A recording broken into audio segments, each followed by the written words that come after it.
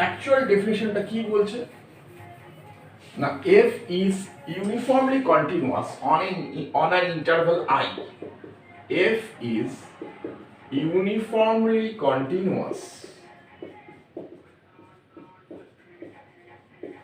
on interval I if for any epsilon greater than 0 there exists a delta greater than 0 such that mod fx minus fy less than epsilon for any 2 points x comma y belongs to I satisfying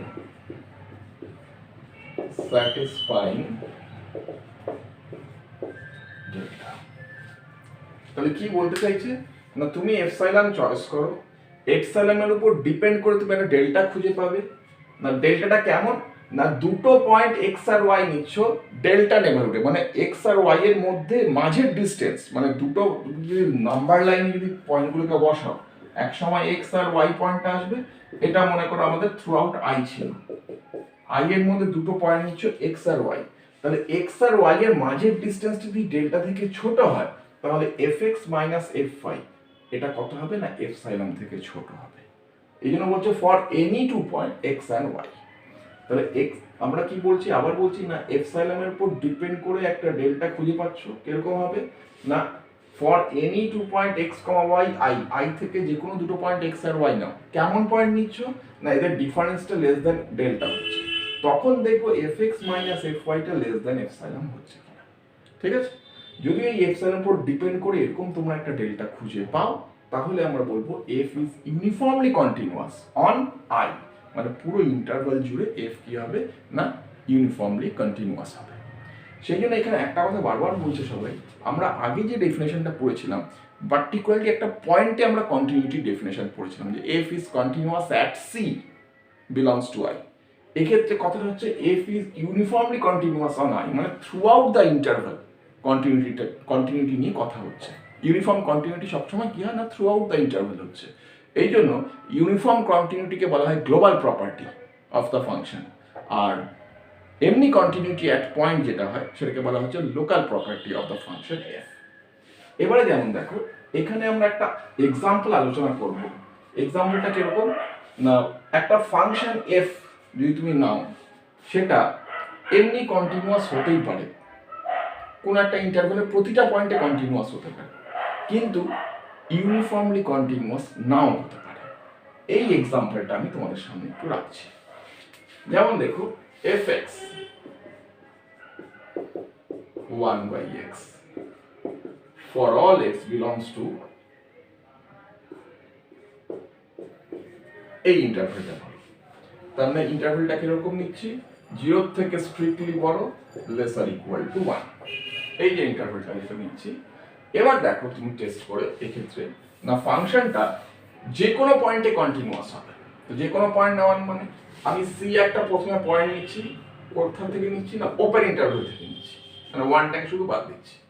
তাহলে limit x tends to c fx বার করি, that is limit x tends to c 1/x, তার মানে করলে কত আসবে স্বাভাবিক 1/c আসছে। আবার f অফ c যদি বার করো তুমি তাহলে সেটাও কত পাচ্ছ, c তো এর মধ্যেই পয়েন্ট 1/c। তাহলে আমরা কি দেখতে পারলাম না limit x tends to c fx equal to fc, therefore f is continuous at c। সিটা কি ছিল না আরবিটারি পয়েন্ট ছিল অন ওপেন ইন্টারভ্যাল 0 থেকে 1। এবার পড়ে রইল ইন্টারভ্যালে শুধু একটা পয়েন্ট 1, তো দেখেই বোঝা যাচ্ছে। তাহলে আমরা যদি দেখিয়ে দিতে পারি যে limit x tends to 1 fx যদি বার করো, that is limit x tends to 1 1/x, x এর জায়গায় 1 বসালে 1। আবার f1 যদি তুমি বার করো তাহলে f1 মানে কি x এর জায়গায় 1 বসালে কত আসছে 1। তাহলে আমরা কি বলতে পারি না limit x tends to 1 fx equal to কত f1। তাহলে এক্ষেত্রে আমরা কি দেখতে পাচ্ছি, therefore f is continuous at x equal to 1। তার মানে ওপেন ইন্টারভ্যাল 0 থেকে 1 এর মধ্যে প্রত্যেকটা পয়েন্টের জন্য f কন্টিনিউয়াস হচ্ছে, আবার 1 পয়েন্টেও কন্টিনিউয়াস হচ্ছে। তাহলে এই ইন্টারভ্যালের প্রতিটা পয়েন্টে f কে আমরা কি দেখতে পাচ্ছি না f কন্টিনিউয়াস হচ্ছে, এইটুকু দেখানো গেল। এবার আমরা উল্টোটা দেখাবো। কি দেখাবো, এটা কিন্তু ইউনিফর্মলি কন্টিনিউয়াস হবে না। আচ্ছা, ইউনিফর্মলি কন্টিনিউয়াস হবে না এই কথাটা বলতে গেলে কখন ইউনিফর্মলি কন্টিনিউয়াস হবে না সেই জায়গাটা আমি একটু আসতে চাইছি। ইউনিফর্মলি কন্টিনিউয়াসের কন্টিনিউটি ডেফিনেশন আমরা কি পড়েছিলাম না, এপসাইলনের উপর ডিপেন্ড করে তুমি এরকম একটা ডেল্টা খুঁজে পাচ্ছ নাকি না, যে সমস্ত পয়েন্টগুলো x মাইনাস ওয়াই যদি ডেল্টা থেকে ছোট হয় তাহলে fx মাইনাস fy টা লেস দেন এপসাইলন হয়। আর যদি সত্যি ফাংশনটা ইউনিফর্মলি কন্টিনিউয়াস না হয় তার মানেটা কি করবে, তার মানে এই এপসাইলনের উপর ডিপেন্ড করে আমরা কোনো ডেল্টাই খুঁজে পাবো না, তাই তো? তো কোনো ডেল্টা খুঁজে পাবো না, এটাকে আমাকে উল্টোভাবে যদি বলতে চাই তাহলে প্রত্যেকটা ডেল্টা মানে তুমি ডেল্টা পজিটিভ নাম্বার যাই নাও না কেন, সে ফর এক্সাম্পল আমি ডেল্টাটা নিলাম 1, তার জন্য আমি কি দেখবো না দুটো পয়েন্ট x1 আর y1 খুঁজে পাবো। কেমন পয়েন্ট না, এদের difference less than delta equal to 1, but mod fx1 minus fy1 এটা অলওয়েজ কি দেখবো greater than equal to epsilon, less than হবে না।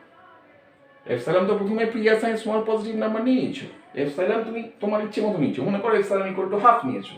এবার তুমি কি করছো না একের পর এক ডেল্টা নিয়ে যাচ্ছ, সে ডেল্টা ইকুয়াল টু 1 নিলাম, যেই ডেল্টা ইকুয়াল টু 1 নিলাম আমি ঠিক দুটো পয়েন্ট x1 y1 খুঁজে পাচ্ছি, কার মধ্যে না i এর মধ্যেই, ডোমেন থেকে দুটো পয়েন্ট x1 y1 খুঁজে পাচ্ছ, যেখানে দেখতে পাচ্ছ কি না mod of x1 y1 minus y1 টা কি আসছে লেস দ্যান ডেল্টা হচ্ছে, কিন্তু fx1 মাইনাস fy1 টা কি হয়ে গেছে না greater than equal to half, মানে এপসাইলন হয়ে গেছে। আবার যেই তুমি দিলে ডেল্টা ইকুয়াল টু হাফ, তার জন্য আবার ঠিক x2 y2 দুটো পয়েন্ট i এর মধ্যে খুঁজে পাচ্ছ, কি দেখতে পাচ্ছ না x2 মাইনাস y2 টা কি হচ্ছে লেস দ্যান ডেল্টা হচ্ছে যখন ডেল্টাটা হাফ, কিন্তু mod of fx2 minus fy2 এটা কি হয়ে যাচ্ছে greater than equal to epsilon হয়ে যাচ্ছে, যেটা এপসাইলন মানে ছিল কি হাফ।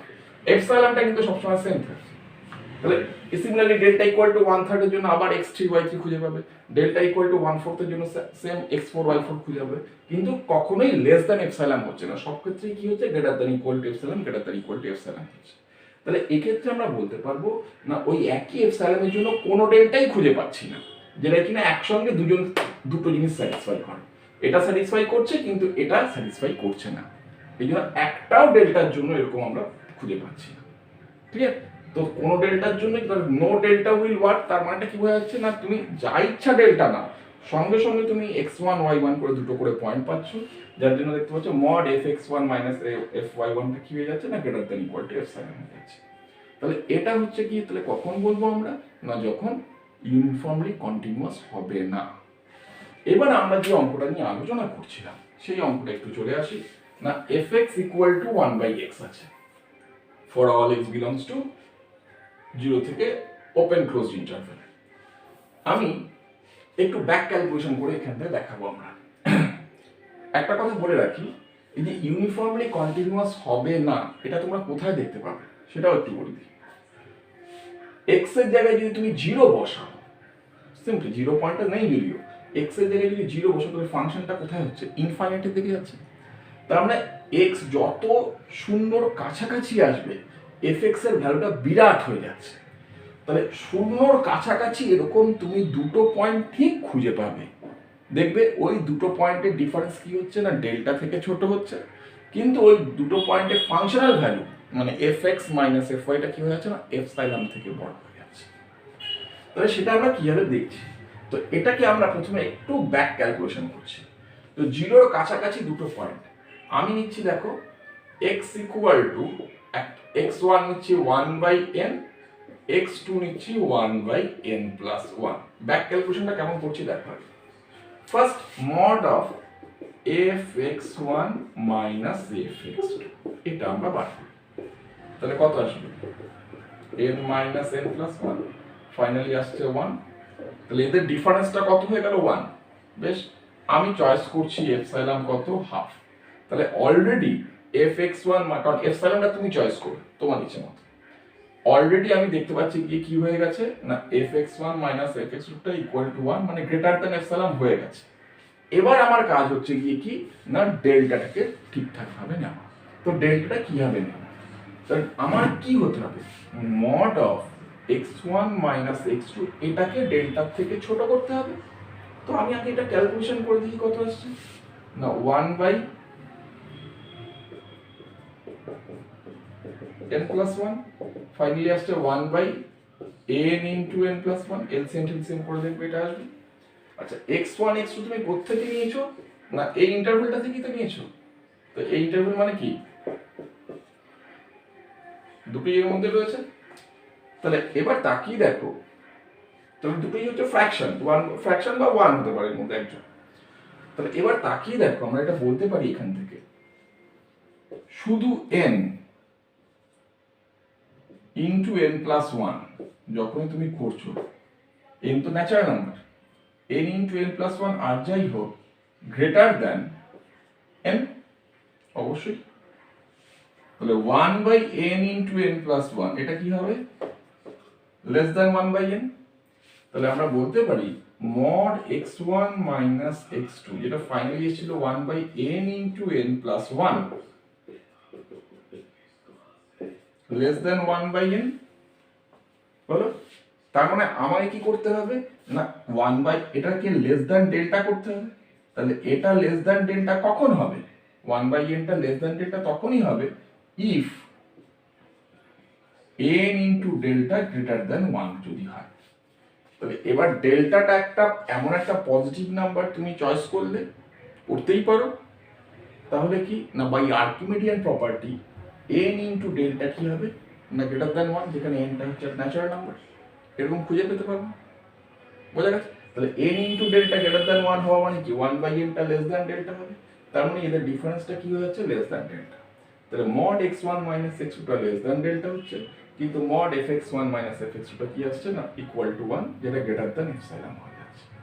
তাহলে দেখো আমরা ঠিক x1 x2 দুটো নাম্বার খুঁজে পাচ্ছি, যার জন্য এটা এই ক্রাইটেরিয়াটাকে স্যাটিসফাই করলো যে মড x1 মাইনাস x2 টা লেস দ্যান ডেল্টা হচ্ছে, কিন্তু মড fx1 মাইনাস fx2 টা গ্রেটার দ্যান এপসাইলন হচ্ছে। এটা হচ্ছে ব্যাক ক্যালকুলেশন করে দেখালাম যে কিভাবে অঙ্কটায় আসবে। এই অঙ্কটাই ওরা স্ট্রেট যেভাবে করছে সেটা আমি একটু বলি, মানে যেটা যেভাবে আমরা করব সেটা আমি একটু বলছি। এটা কিন্তু পুরো ব্যাক ক্যালকুলেশন করে আসলাম। যে প্রথমে আমি কি করলাম না এমন দুটো নাম্বার চয়েস করলাম যে যাদের ডিফারেন্সটা একটা ফিক্সড নাম্বার পাবো, 1 হোক 2 হোক 3 হোক হোয়াটএভার একটা ফিক্সড নাম্বার পাবো, সেইভাবে কিন্তু x1 আর x2 কে চয়েস করা হয়েছে। সেই জন্য ওদের ডিফারেন্সটাকে আগে একটা যে কোনো ফিক্সড নাম্বারে নিয়ে আসো, সে তুমি হাফেই নিয়ে আসো না, তখন এপসাইলনটা 1/4 ধরবো, অসুবিধা নেই।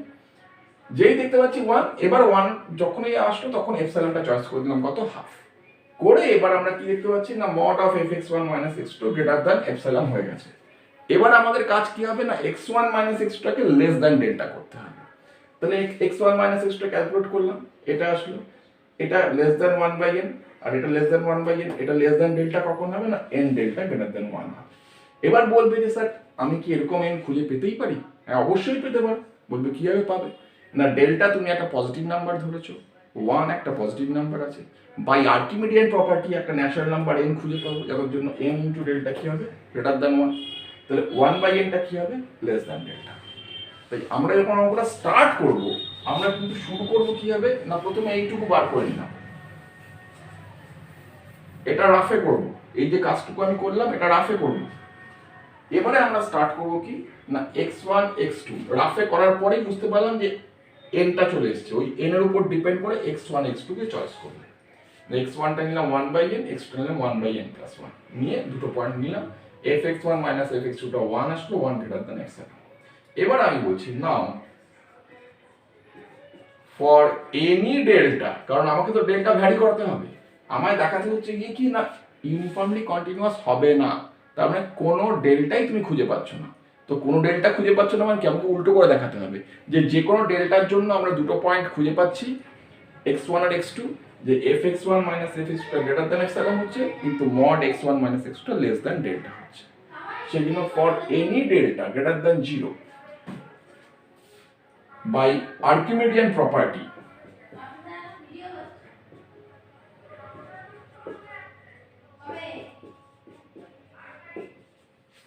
there exists a natural number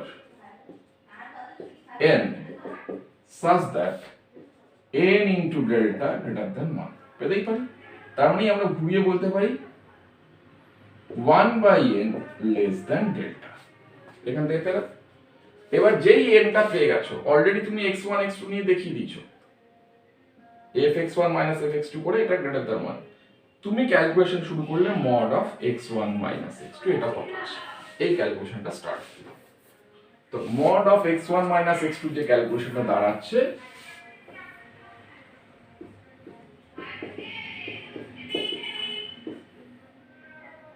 one by N minus যেটা আমি একটু আগে করেছিলাম ওই রাফের ক্যালকুলেশনটা এখানে চলে আসছে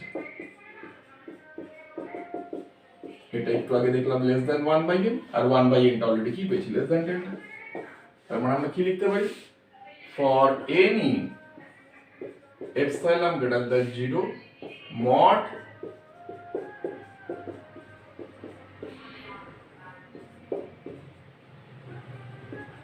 when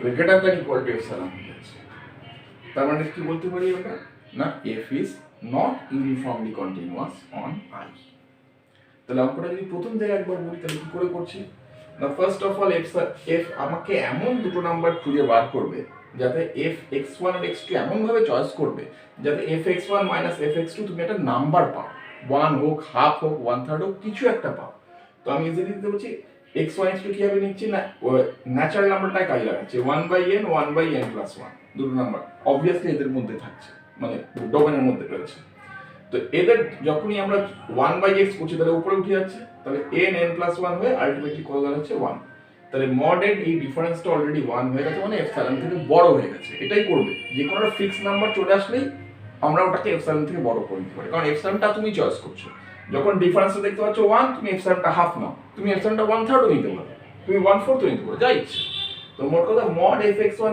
fx2 টা কি হয়ে গেছে না গ্রেটার দ্যান এপসাইলন হয়ে গেছে এইবার আমরা ডেল্টাটাকে চয়েস করতে হবে তো আমরা কি দেখবো যে কোন ডেল্টাই কাজ করছে তাহলে কাজ করছে না তার মানে যে কোনো ডেল্টার জন্যই আমরা দুটো নাম্বার x1 আর x2 খুঁজে পাচ্ছি যার জন্য mod fx1 fx2 greater than epsilon হচ্ছে তাহলে কি করব না ফর এনি ডেল্টা ওই জন্য এখানে হাইলাইট করছি greater than 0 by Archimedean property একটা ন্যাচারাল নাম্বার খুঁজে পেতেই পারি n into delta greater than 1 তাহলে 1/n লেস দ্যান 1/ডেল্টা sorry 1/n less than delta এবার আমরা কি করছি না mod x1 x2 ক্যালকুলেট করলাম এখান থেকে দেখতে পাচ্ছি লেস দ্যান ডেল্টা তাহলে fx1 fx2 greater than equal to epsilon when mod of x1 x2 less than delta তাহলে আমরা কি বলতে পারি এখান থেকে না f is not uniformly continuous on I তাহলে দেখো f টা কিন্তু প্রত্যেকটা পয়েন্টে কন্টিনিউয়াস ছিল I এর কিন্তু ইউনিফর্মলি কন্টিনিউয়াস হলো না বোঝা যাচ্ছে एग्जांपलটা